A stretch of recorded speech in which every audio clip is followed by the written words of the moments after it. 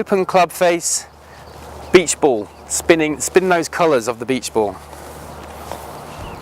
Thought for me, or a mental thing, exactly the same as any other bunker shot, but square face, square club. We don't want the bounce presented. Okay. Okay.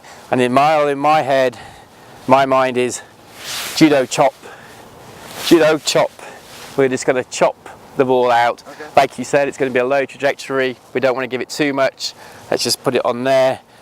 Weight again on the front, and then it's just a question of judo chop, and away it goes out. And also like your cadence to it too. The yeah. Judo 1 2 1 2. Exactly. Judo chop. Again, the cadence. It's all about the cadence.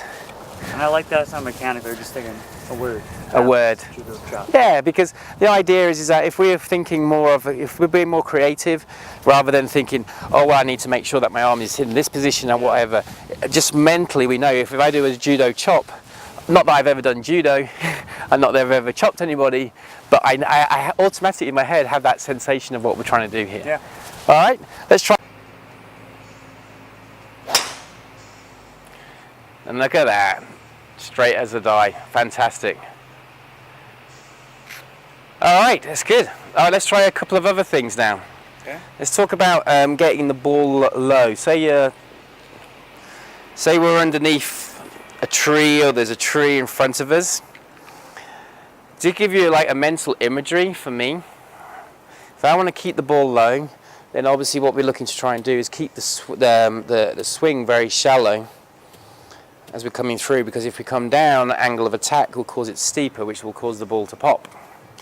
So what I actually imagine is that I'm in a room where the ceiling is only about like 6 feet high. Okay.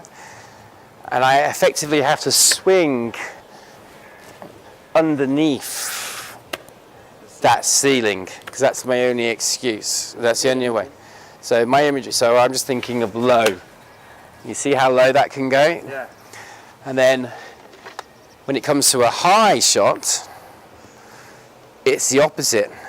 I actually feel as if I have a 10-foot, 12-foot ceiling, and my job at impact is to make sure that the club head hits the ceiling. So on this one, I'm just going to go high up in the air, and although that went a little bit right because I fell on my toes, see how much height I got on that one? So for me, imagery is low ceiling for the low, and then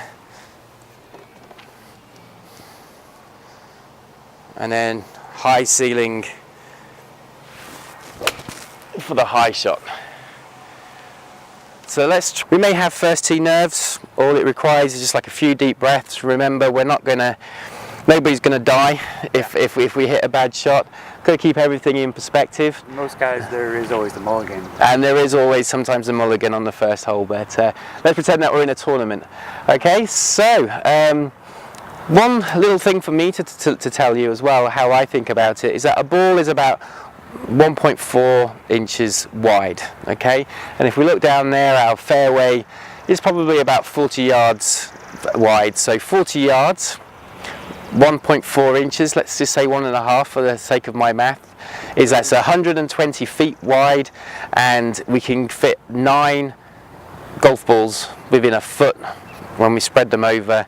So 120 times by 9 is up there. It's about 1,000. Options. So our fairway is about 1,000 balls wide. So that's one way of looking at.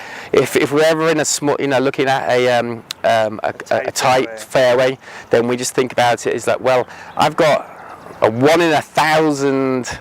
I've got 1,000 chances of getting the ball on the fairway. So that's just one way of, again, keeping everything in perspective.